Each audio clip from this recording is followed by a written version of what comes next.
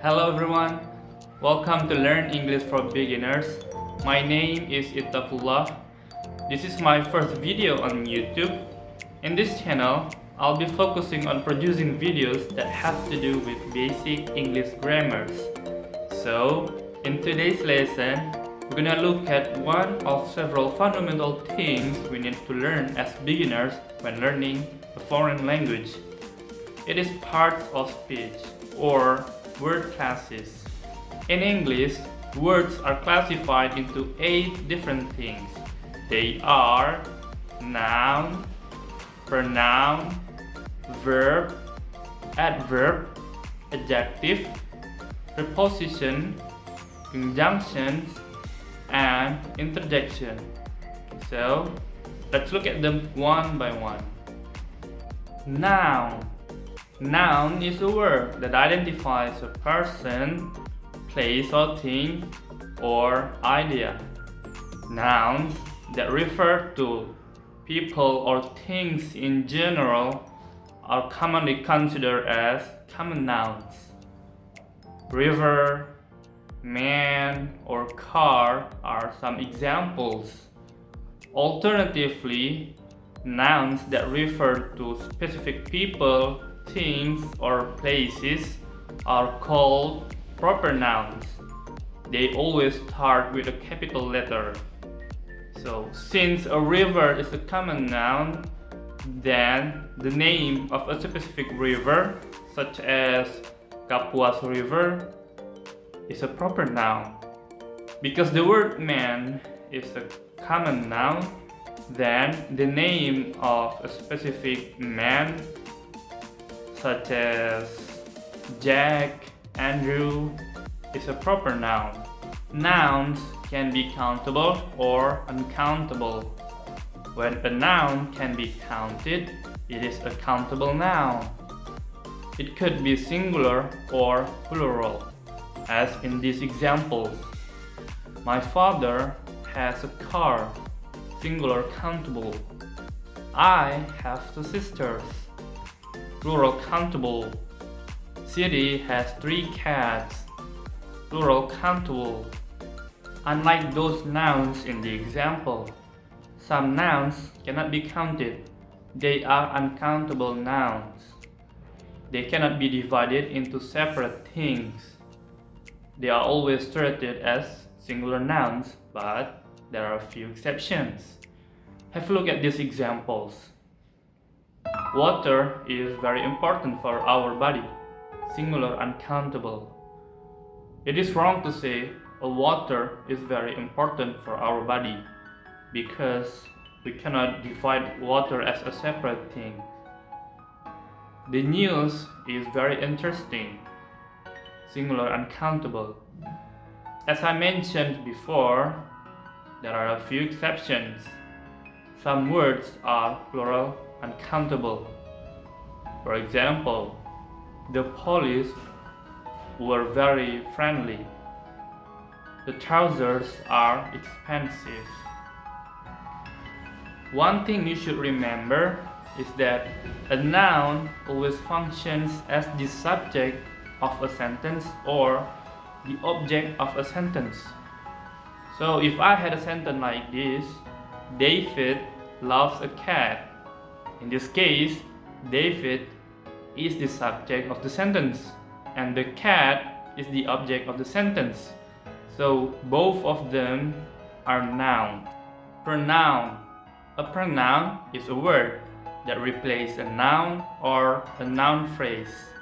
It has function to avoid repetition of specific nouns, to make our sentence sound more natural. There are many types of pronoun actually, but in this section, we're gonna discuss only 3 of them because these 3 types of pronoun are very important for beginners. As the subject of a sentence or subject pronoun, there are I, you, we, they, she, he, and it. For example, instead of saying Rachel is a doctor, Rachel is 28 years old. We can replace the subject Rachel with its appropriate subject pronoun, which is she. So the sentence will go like this. Rachel is a doctor. She is 28 years old. As the object of a sentence or object pronouns, they are me, you, him, her, it, us, and them. For example, I think she likes me, or you should talk to him. I sometimes find people using me and my friends instead of my friends and I as the subject of a sentence, as in sentence like this. Me and my friends are going to watch a football match tomorrow. It is grammatically incorrect because me and my friends is the subject of the sentence, so we should use subject pronoun, and the sentence should be like this. My friends and I are going to watch a football match tomorrow. But in colloquial speech, it is still acceptable. To show possession or possessive pronoun, they are my, your, his, her, its, our, and them. My name is Ittaqullah. I am her favorite person. Verb. A verb is a word that describes an action. It can be a physical action like to go, to walk, or to watch. It can be a mental action like to think, to agree with, or to believe. And it can also be a state of being verb, like the verb to be, ismr, or to appear, to become, and to seem. Verbs that do not show any physical action are sometimes called as passive verbs. They cannot be used in any progressive tenses. When a verb takes an object, it is a transitive verb. For example, the verb to make. You cannot just say I make. We need the object of the verb make. I make is an ambiguous sentence. It doesn't express a complete thought. Instead, we can say I make a cake, for example. Conversely, when a verb doesn't need an object to express a complete idea, it is called as an intransitive verb. We can just simply say I run, she sleeps, or they talk. There is no object needed, but we can completely understand the meaning of the sentence. Some verbs can be both transitive and intransitive. Adverb. It is a word that is used to modify or to describe a verb, an adjective, or an adverb itself, and is used to provide a deeper description about a sentence. For example, she sings so beautifully. The word beautifully is an adverb that describes how she sings, the verb to sing. You are surprisingly strong. The word surprisingly is an adverb that describes the adjective strong. The performance ended very quickly. In this sentence, there are two adverbs, very and quickly, where the word very describes another adverb, quickly, and the word quickly describes the verb, how the performance ended. In this case, quickly is often called as adverb of manner, and very is often called as adverb of degree. And then another example, do it now. The word now is an adverb that gives information when to do it. It is often called as adverb of time. I slept here last night. In the sentence, the word here is an adverb that describes where the verb is taking place or took place. It is adverb of place. Last example. My parents always wake up at 5 o'clock in the morning. In the sentence, the word always is an adverb that describes how often the verb happens. It is adverb of frequency. Adjective. An adjective is a word that acts as a modifier for a noun. It gives more explanation about the noun it modifies. She is beautiful. Here, the word beautiful describes the subject and the noun she. So, beautiful is an adjective. She is a beautiful person. In this case, the word beautiful describes the object of the sentence, which is person, where the word person can be referred back as the subject she, which is a noun.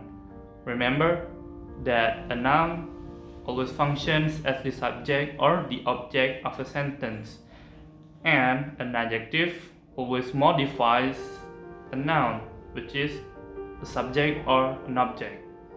An adjective can also be formed from an infinitive verb by adding the ed suffix that is going to be called as past participle, and by adding the ing suffix that is going to be called as present participle. They both have a different meaning, where past participle as an adjective has a passive meaning. It is used to describe feelings, how someone feels. For example, I was amazed by the match between Arsenal and Chelsea last night. The word the adjective amazed comes from the verb to amaze. While present participle is used to describe place, things, or person that has caused the feeling. For example, the match between Arsenal and Chelsea last night was amazing. Preposition. It is a word that is used to link nouns, pronouns, to the other words within a sentence. It is one of several types of closed class words because it barely expresses an idea. It only gives grammatical information to the other word. When I say a word, a cat for example, you can imagine a cat like this, an animal like this. But if I say a word of or in, what can you think of it? You cannot imagine how it looks like or how it smells because it's abstract. It's not an idea or a concept. For example, I live in Yogyakarta. Let's say this is Yogyakarta. So the word in is a preposition that is used to link the word before and after it. There's no real imagination about the word in. It tells you that the subject I lives here in Yogyakarta, in Yogyakarta. Conjunctions. It is a word that is used to connect words, phrases, or clauses. For example, they talk and they laughed. The word and is used to connect the two ideas or sentences, but we can avoid using the word and, the conjunctions, by separating those sentences with a full stop. They talk, they laughed. For, and, but, or, yet, and so are some conjunctions that are commonly used. Another example, I'd like to buy a new smartphone, but I don't have enough money.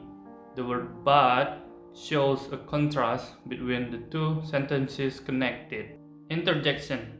An interjection is a word added to a sentence to convey an emotion or a sentiment, such as surprise, disgust, joy, excitement, or enthusiasm. For example, no, go away, or indeed, I intend to leave as soon as possible. That's all. Thank you very much for watching my video. I hope that you gain new information and something useful from this video. And see you again in the next videos. Bye bye.